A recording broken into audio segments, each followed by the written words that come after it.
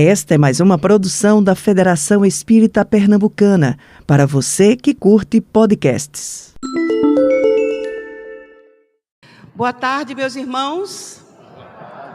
É com alegria que estamos aqui para darmos início a mais uma atividade das nossas doutrinárias domingueiras, não é? É sempre bom a gente tirar um tempinho para a gente se espiritualizar, né? Nos tornarmos pessoas mais esclarecidas do ponto de vista espiritual. Do ponto de vista material, estamos muito bem, indo muito bem, graças a Deus. Uma das características dos planetas de provas e de expiações, que é o caso da Terra, que já está largando essa condição para partir para uma outra diferente, é a inteligência. Os homens, os espíritos que habitam esses planetas são muito inteligentes. Se a gente der uma olhadinha até no nosso passado, na primitividade, nós vamos ver que o homem das cavernas já mostrava uma inteligência considerável.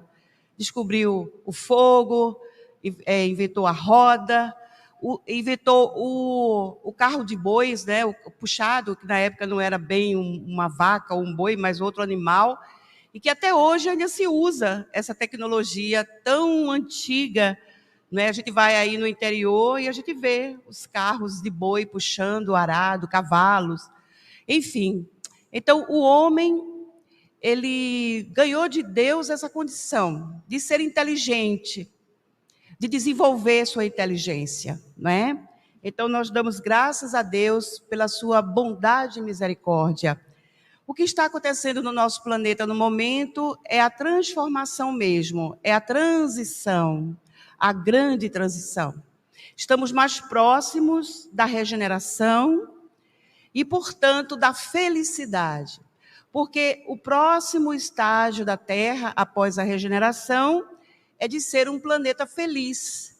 E num planeta feliz, não há doenças, não há violência, não há desamor. Pelo contrário, o ensinamento de nosso Senhor Jesus, de amar o próximo como a nós mesmos, é plenamente obedecido. As pessoas se amam respeitosamente, porque há ainda quem ame e não respeita. Embora ame, da sua maneira, do seu jeitinho, gosta, mas ainda não consegue ficar sem magoar, sem tripudiar, não é? Mas gosta, não é?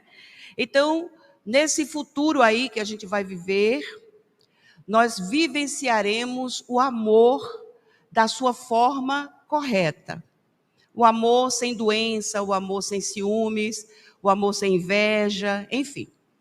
Então, as obras da codificação, elas contribuem sumariamente conosco.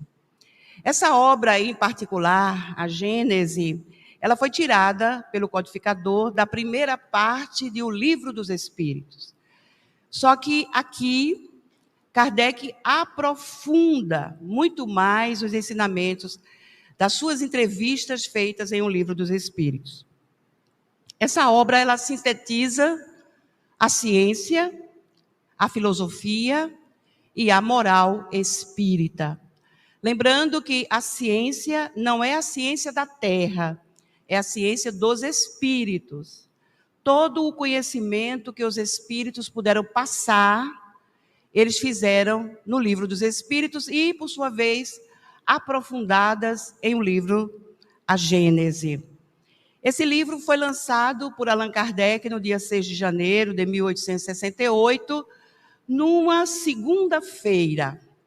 Então, um dia tranquilo em Paris, embora Paris seja uma cidade, naquela época, já bem movimentada. Uma cidade que ela foi muito visitada pelos turistas, uma cidade que sempre atraiu a atenção de muita gente.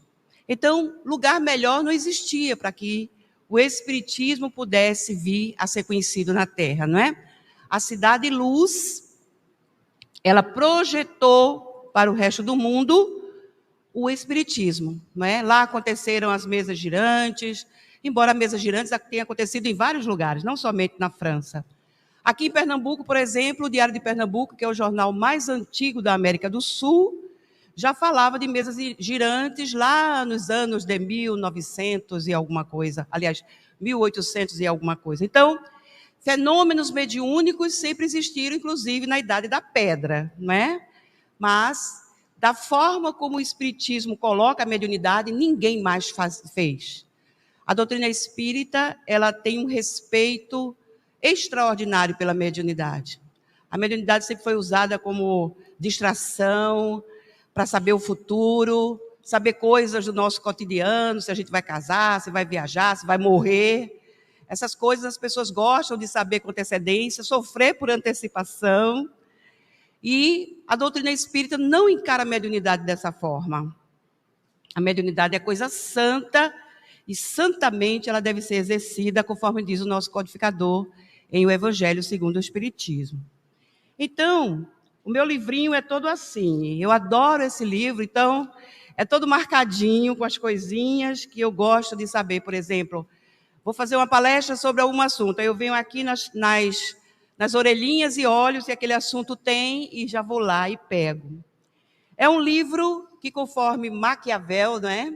O grande filósofo, historiador italiano, que adorava livros.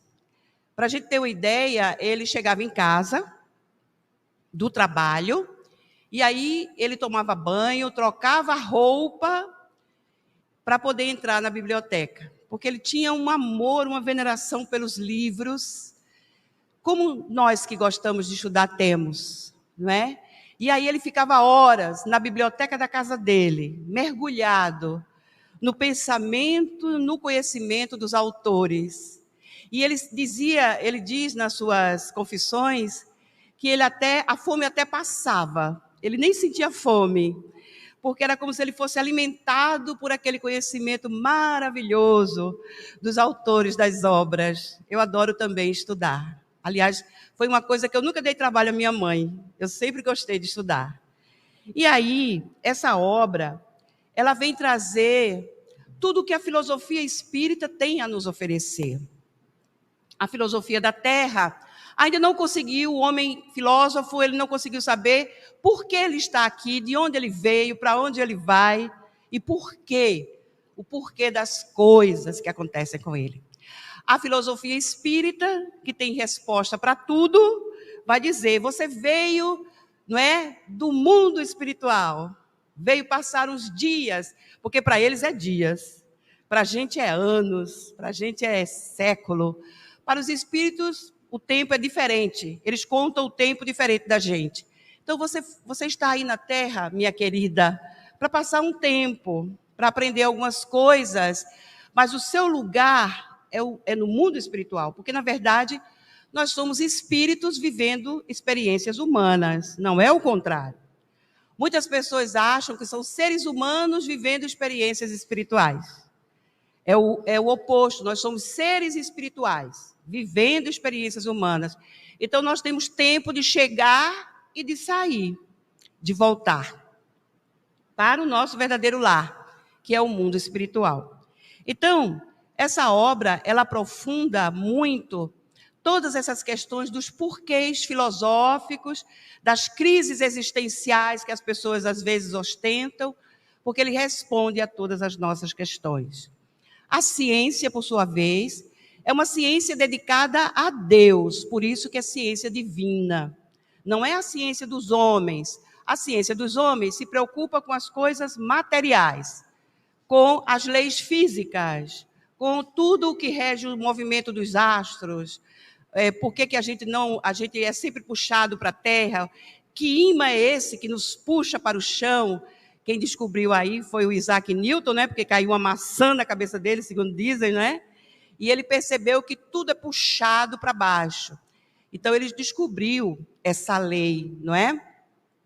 E o homem segue vasculhando o universo, procurando respostas para tudo o que ainda ele não consegue entender.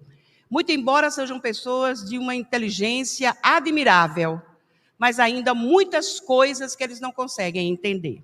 E a doutrina espírita vai contribuir com isso, inclusive nas escolas do futuro.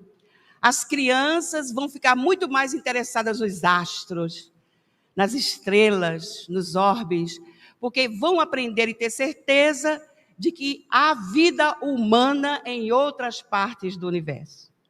há humanidades como a nossa distribuídas por aí. Deus não criaria tantos planetas, tantos orbes para ficarem desocupados.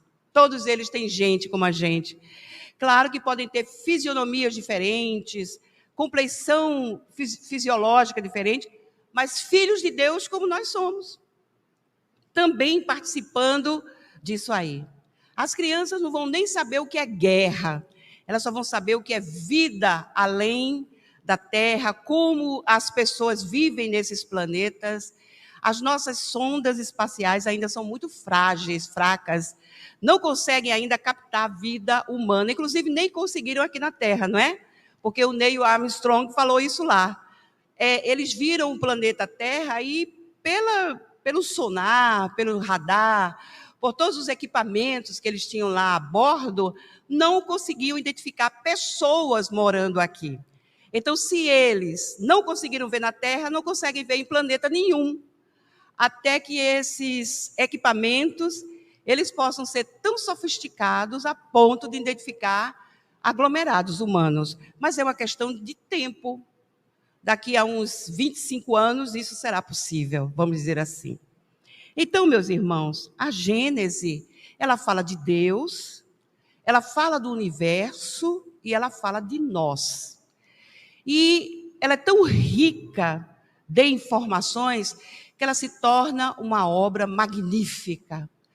Ela é ainda, digamos, como disse Keoni, ela é muito ainda pouco apreciada pelos espíritas. Aliás, brasileiro não gosta muito de ler. O brasileiro, ele não valoriza muito os livros, lamentavelmente. É uma estatística que é uma realidade, é fato. Não é? Os cientistas dizem que o nosso cérebro, o melhor exercício para ele é a leitura. Quanto mais você lê, mais você estimula seus neurônios. O cérebro, ele é tão poderoso que se uma pessoa sofrer um acidente, machucar gravemente o seu cérebro, ele se regenera. Os neurônios podem ser renovados. Deus colocou a máquina mais complexa do universo na nossa cabeça. É o cérebro. E a gente nem sabe usar ele ainda. Usa pouca coisa. Quando a gente começar realmente a usar, vamos entender melhor tudo que está aqui. E em outras obras magníficas, tanto quanto as obras espíritas, não é? Então vejam, Allan Kardec, o nome completo da obra é a Gênese, os milagres e as predições segundo o Espiritismo. Então aqui nós vamos encontrar a explicação para aqueles supostos milagres que acontecem na natureza e que a gente acredita que são sobrenaturais, que têm uma origem desconhecida para o homem, não é? Milagre significa admiração. Você vê uma coisa que você sente uma coisa muito forte dentro de você, mas você não sabe explicar como é que aquilo acontece. E aí o Espiritismo vai dizer que tudo são leis, se resume em leis. As leis dos fluidos e todas as demais leis da natureza. Então, tudo que acontece com a gente tem a ver com fluidos. Estamos, nesse momento, mergulhados no oceano fluídico. E é por meio desses fluidos que as nossas preces, elas chegam aos ouvidos dos espíritos superiores. O fluido cósmico universal, ele é como se fosse o ar. O ar leva o som da nossa voz. O fluido leva o nosso pensamento aonde quer que nós queiramos que ele vá. Então, estamos aqui nesse momento vibrando, pensando e o fluido agindo. Algumas pessoas podem até se curar de alguma coisa que ela esteja passando no momento, porque nós temos a condição de modificar esse fluido com o nosso pensamento, com a nossa força de vontade, com o nosso amor, porque era assim que Jesus fazia. Quando uma pessoa procurava por ele, querendo ser curada de algum problema que ela estivesse passando naquela hora, o mestre se enchia de benevolência. Ele se enchia de desejo de ajudar aquela pessoa. Então, quando a gente deseja, com sinceridade de coração, a gente consegue resolver todos os nossos problemas. A questão ainda é que a nossa fé é frágil. Nós somos pessoas de pouca fé. Por isso que nem sempre conseguimos realizar ou resolver as situações que nós estamos envolvidos no nosso dia a dia. Então, aqui no começo, Kardec vai dizer o seguinte dessa obra. Ele vai dizer que a doutrina espírita ela é o resultado do ensino coletivo e concordante dos espíritos. Tudo que Allan Kardec pensava, ele colocava, submetia à apreciação dos espíritos. Nós chamamos disso de a universalidade do ensino dos espíritos, ou seja, o caráter da nossa revelação, porque o espiritismo é considerado a terceira revelação de Deus aos homens. Então, não poderia ser uma obra do acaso, do nada. Não poderia ser uma obra leviana, mentirosa. Tinha que ser algo que realmente levasse para as pessoas credibilidade e fé. Daí o surgimento dela. Daí todo o empenho dos espíritos para ajudar o nosso codificador, que era alguém admirável do ponto de vista da inteligência, da perspicácia e da vontade de fazer o bem. Então, ele vai dizer mais que a ciência é chamada a constituir a gênese de acordo com as leis da natureza. Ou seja, a ciência humana ela tem esse dever de estudar as leis da natureza e dizer para a gente o que isso significa.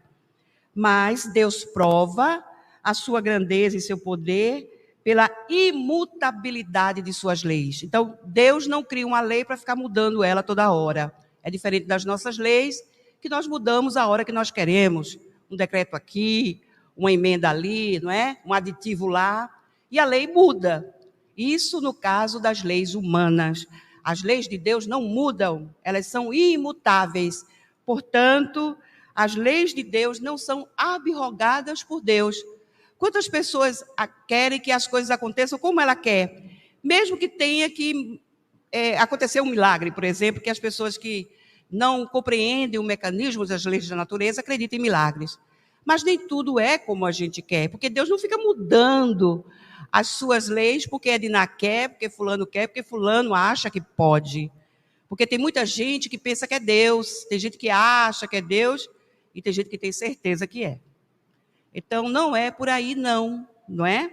Então, Deus mantém suas leis imutáveis, não abroga essas leis a todo momento. Ou seja, para Deus, o passado e o futuro são o presente. Quando a gente estiver lá na espiritualidade, a gente vai ter essa sensação de que o nosso passado e o nosso futuro é o nosso presente. Por quê? Porque a nossa visão ela é diferente do mundo espiritual.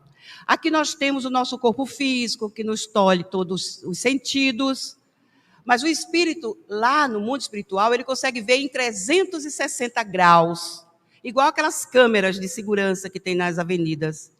Aqui, a gente não consegue ver em 360 graus, não conseguimos ver o que é que está acontecendo, por exemplo, lá na esquina ali do supermercado, nem aqui na esquina do bairro, porque não temos essa capacidade. No mundo espiritual temos sim.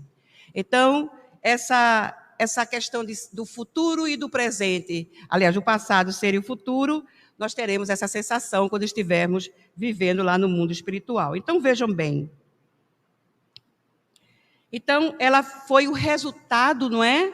De todo esse trabalho dos espíritos superiores que passaram para Allan Kardec tudo o que eles puderam passar. Claro, sob a administração de Nosso Senhor Jesus. Porque Jesus é o diretor espiritual do nosso planeta. Então, os espíritos superiores só passam para a gente aquilo que é admitido, que é sancionado por Nosso Senhor Jesus. Ele está numa esfera espiritual que cuida das diretrizes do nosso planeta. É o nosso governador espiritual, além de nosso guia e além de nosso modelo. Então, Kardec colocou nesse livro 18 capítulos. E ele começa falando sobre o universo. Começa falando sobre o bem e o mal. Começa falando sobre Deus. Porque muitos de nós ainda não temos a menor noção do que seja Deus.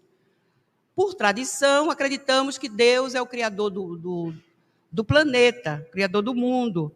Mas muitas pessoas não têm essa noção da grandiosidade de Deus, não é? De Deus ter criado o universo, que esse universo não tem fim como o próprio Deus. Então a gente não tem noção da grandiosidade do que é nosso Pai Celestial. Jesus se adiantou 2024 anos para ver se conseguia botar na nossa cabeça que era Deus.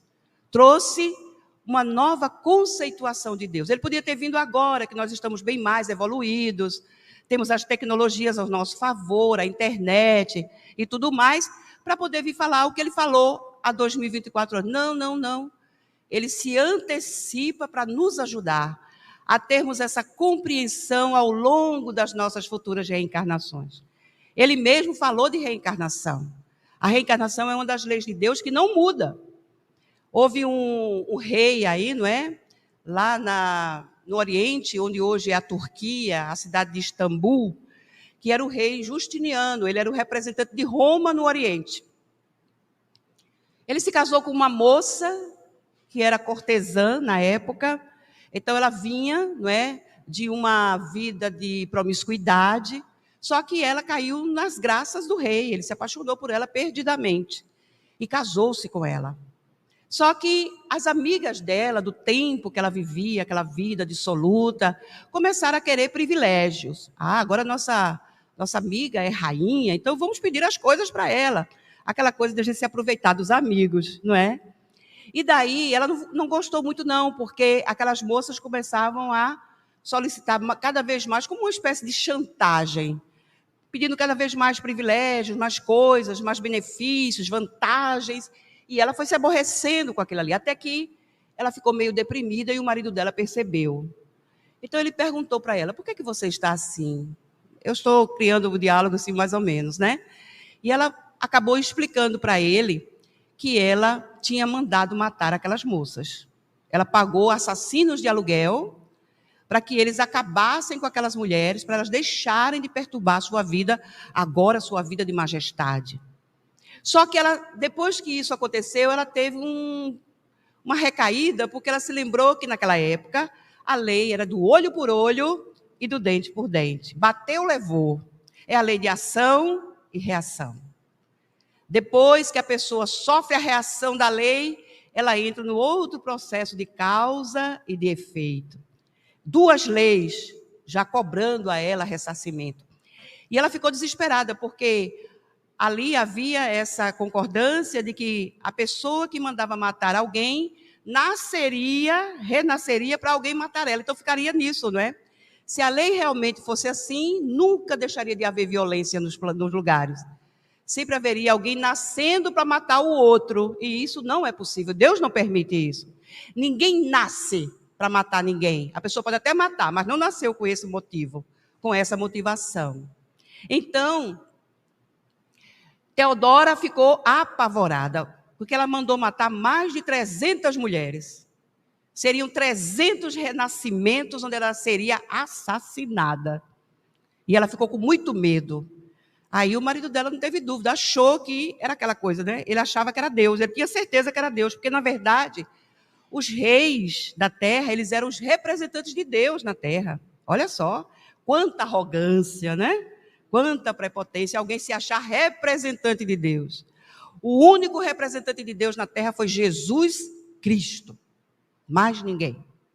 Então, ele reuniu as escondidas do Papa Vigílio, que na época o Papa de Roma chamava-se Vigílio, e fez um sínodo, ou seja, uma reunião de bispos, e eles resolveram retirar a reencarnação dos dogmas da religião deles, acreditando que era simplesmente assim, um decreto real resolveria o problema da Teodora.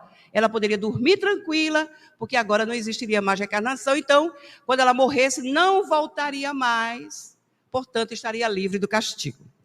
Só que não é bem assim que as coisas funcionam, não é? A reencarnação é uma lei de Deus, portanto, imutável.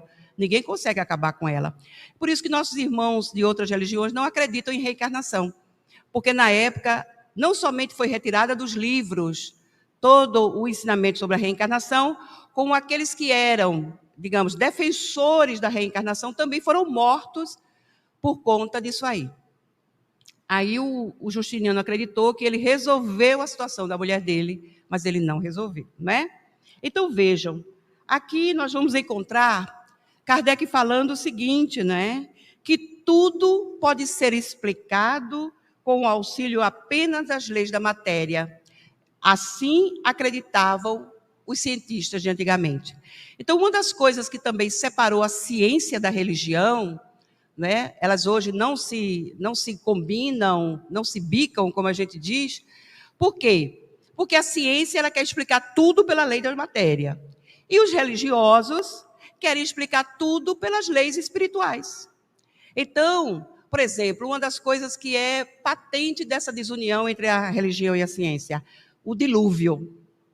A ciência comprovou pelo carbono 14, por outras pesquisas, que o dilúvio não inundou a terra toda.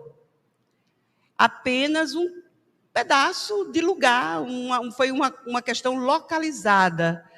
A igreja não gostou disso aí, porque era um dogma de que a terra acabou com o dilúvio e que só quem escapou foi Noé e o seu clã, os filhos, os genros, os netos, a mulher. Então, a religião, ela refuta esse princípio da igreja. A igreja, portanto, se ira, porque foi refutada no seu dogma, e fica essa briga. A ciência da terra mostrando que o mundo, a terra, não foi criada em 6 dias e que no 7º dia Deus descansou. A igreja ficou apavorada com essa questão. É um dogma. Deus criou o mundo em 6 dias e no 7º Deus descansou. Aí vem uns homens aí, uns cientistas, dizendo que não, que a Terra é um produto, não é? Que ela cresceu, ela evoluiu com os anos, com os milênios, com os bilhões de anos, e é verdade, só que a igreja, não concorda com isso, daí a guerra entre ciência e religião. Claro que a doutrina espírita não está em guerra jamais com a religião, não é? Porque nós entendemos o porquê dessas coisas. Há até uma certa coincidência nas eras geológicas e há também nos períodos de criação da Terra entre Moisés e a ciência. Moisés foi um homem muito inteligente. Ele tinha essa facilidade, não somente pela sua mediunidade ostensiva. Moisés, ele possuía uma mediunidade que é rara, nem todo mundo consegue ter, que é a de você provocar uma escrita direta. A doação do ectoplasma é tão portentosa que os espíritos não usam o corpo do médium. Eles mesmos escrevem na parede, como aconteceu lá no festim de Baltazar, que Baltazar recebeu uma medida cautelar através da parede. Apareceu uma mão e escreveu que ele tinha sido pesado pela justiça divina e foi condenado a morrer naquela noite. E ele morreu naquela noite mesmo.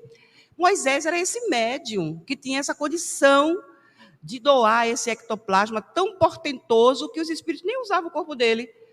Ia lá e escrevia na parede. Ou, por exemplo, você deixa um pedaço de papel, uma folha de papel, um lápis, e daqui a pouco o lápis começa a mexer.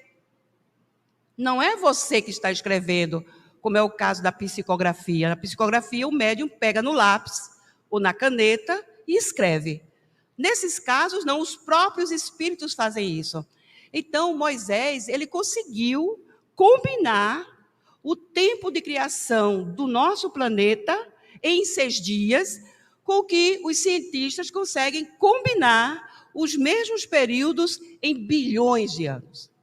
Então, por isso que há essa birra, essa briga entre igreja e ciência. Mas Kardec aqui vai explicar os 2 casos, tanto o caso da ciência espírita, como o caso também da ciência espiritual. Então, ele vai dizer aqui uma coisa muito importante para que a gente não pense que Jesus não era um cientista. Ele vai dizer o seguinte: o Espiritismo, partindo das próprias palavras do Cristo, como este partiu das de Moisés, é consequência direta da sua doutrina. Ou seja, Jesus falava de ciência. Na casa do meu pai tem muitas moradas. É uma dica. Ele falava do universo. Onde é a casa de Deus? É nas igrejas? É nos centros espíritas? É no universo. Deus mora no universo, não é? Ele habita o universo. Então, Jesus disse que há muitos desses planetas que tem gente, pluralidade dos mundos habitados. Um dos postulados básicos da doutrina espírita é essa fala de Jesus, que está lá em João, no capítulo 14. Na casa do meu pai existem muitas moradas. Ele falava também não somente das moradas físicas, mas ele falava também das moradas espirituais, como é o caso do Nosso Lar, que a gente vai ver o filme novamente, né? Aliás, Os Mensageiros é o segundo livro da série A Vida no Mundo Espiritual, de André Luiz, pela psicografia de Francisco Cândido Xavier. Então, nós vamos ter ainda, neste ano de 2024, mas tantos filmes espíritas, inclusive Nosso Lar 3, Nosso Lar 4, vamos ter, já está na programação da cultura, não é? Digamos, do Ministério da Cultura, esses filmes espíritas, Sexo e Destino, que é um livro maravilhoso também, e que nós vamos poder assistir, ter uma espécie assim de um resumo do livro, né? Porque ler o livro é muito melhor, né? Mas vamos lá.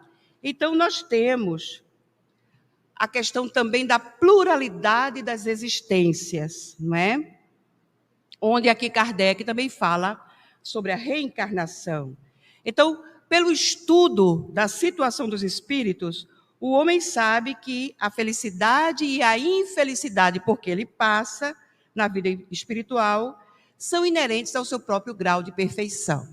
Então, a doutrina espírita nos diz que as diferenças sociais que nós temos no planeta, pessoas ricas, pessoas pobres, pessoas saudáveis, pessoas doentes, pessoas sós, pessoas acompanhadas, por que tudo isso?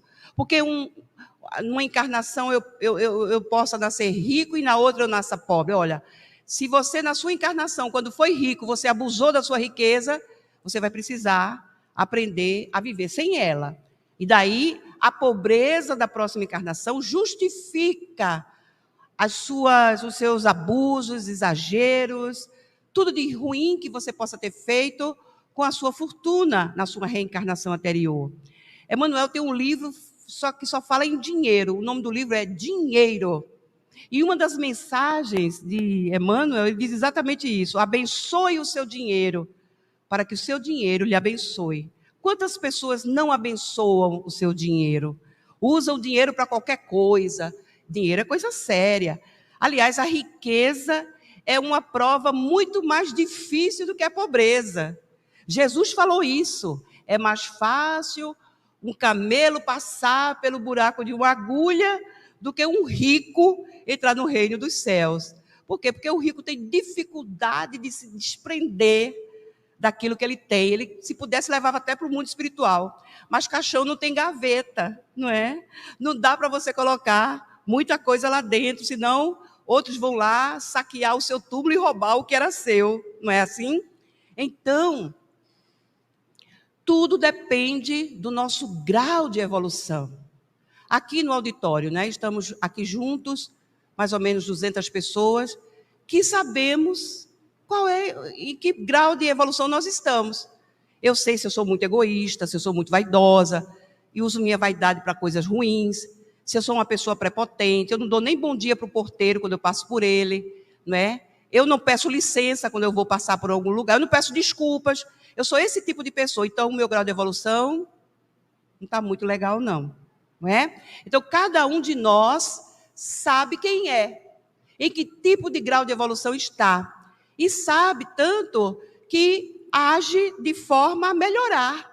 Aquele que já está consciente de que é uma pessoa assim, egoísta, orgulhosa, vaidosa, ciumenta, invejosa, nossa, eu queria tanto deixar de ser assim. Então, já está partindo para uma regeneração. Então, o nosso planeta, ele está nesse patamar onde as pessoas se observam, percebem que ainda estão precisando se melhorar e lutam para que cada dia seja uma pessoa melhor. Isso chama-se regeneração. Não é o planeta que vai se regenerar, vai deixar de ter tsunami, terremoto, enchente. Não, não, não. O planeta está ótimo, ele está resolvendo todos os seus problemas sozinho. Nós é que vamos nos regenerar. Então, a nossa regeneração é a nossa luta diária para sermos cada dia mais uma pessoa melhor. Então, Kardec vai falar que é ela, a pluralidade das existências, que vai conseguir explicar todos os problemas humanos. Problemas pessoais, sociais, problemas espirituais, tudo que a gente possa imaginar. Sem a reencarnação não tem como. Nasce na mesma família, os filhos sadios, aí nasce um diferente dos outros filhos. Como explicar isso? Por quê? O que é que os pais fizeram de mal para merecer um filho defeituoso ou com problemas de alienação mental, né? Ou algum problema físico? O que é que aconteceu com esses pais? Porque na época de Jesus era assim que funcionava. As pessoas achavam que quem nascia com alguma problemática de cegueira, de mudez, de qualquer outra doença, a culpa era dos pais. E aí Jesus explicou que não é a culpa, não é dos pais. Não necessariamente. Às vezes é o próprio espírito que pede para nascer numa determinada família, com seu fulano e dona cicrana, porque são aquelas duas pessoas que vão ajudá-lo a ser uma pessoa diferente. Vem sendo um espírito rebelde há não sei quantas reencarnações, até que finalmente encontra um par de pessoas que vão ajudá-lo a não ser mais essa pessoa. Então ele pede para nascer. Eu não queria estar nessa família. Você pediu para estar nessa família. Muitas vezes a gente pede, pelo amor de Deus, Senhor, me coloque junto daqueles pais ali, porque eu sei que eles vão ser rédea curta comigo, porque se eles me deixarem livre, eu vou fazer o que eu quiser, né? Vou fazer da minha vida uma vida dissoluta. Então, a gente pede sim o pai e a mãe que a gente merece ter. E os pais têm os filhos que eles também escolheram, não é? Um exemplo clássico é o livro Missionários da Luz, aonde André Luiz vai falar de Sigismundo, de Raquel e de Adelino. Os pais escolheram aquele rapaz para ser seu filho biológico. E ele, principalmente, escolheu os pais para serem seus pais biológicos.